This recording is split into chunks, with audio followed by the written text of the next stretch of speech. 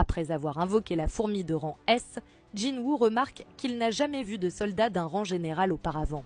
Il en conclut que ce rang doit être supérieur à celui de chevalier d'élite, ce qui signifie que cette fourmi est bien plus puissante que ses autres ombres. Et merci à Itachi rejette les basses les 3 derniers abonnés. Alors qu'il s'apprête à ajouter la reine à son armée, la fourmi récemment transformée en ombre prend soudainement la parole, demandant à Jinwoo de lui donner un nom.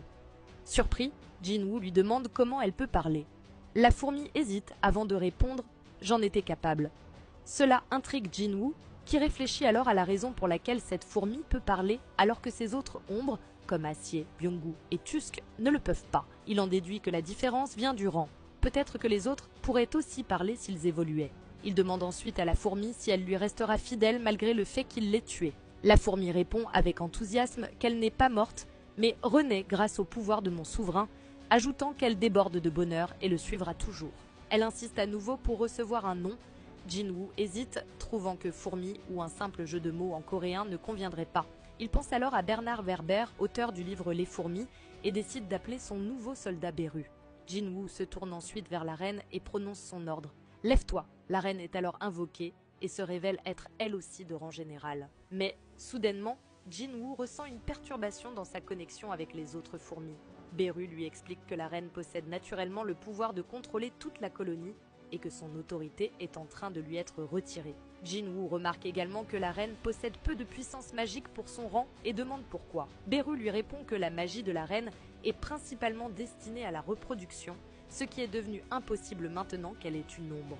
Jinwoo comprend que la reine ne sera d'aucune utilité au combat et décide alors d'annuler l'extraction. Il demande ensuite à ses soldats de récupérer les cristaux magiques de l'île, mais se ravise en voyant leur importance pour la reconstruction de l'île de Jeju. Il se contente donc du cristal extrait du corps de Beru. Jinwoo réfléchit à la meilleure façon d'éliminer les fourmis restantes. Beru l'informe qu'après la mort de la reine, les 4000 fourmis survivantes sont en train de fuir.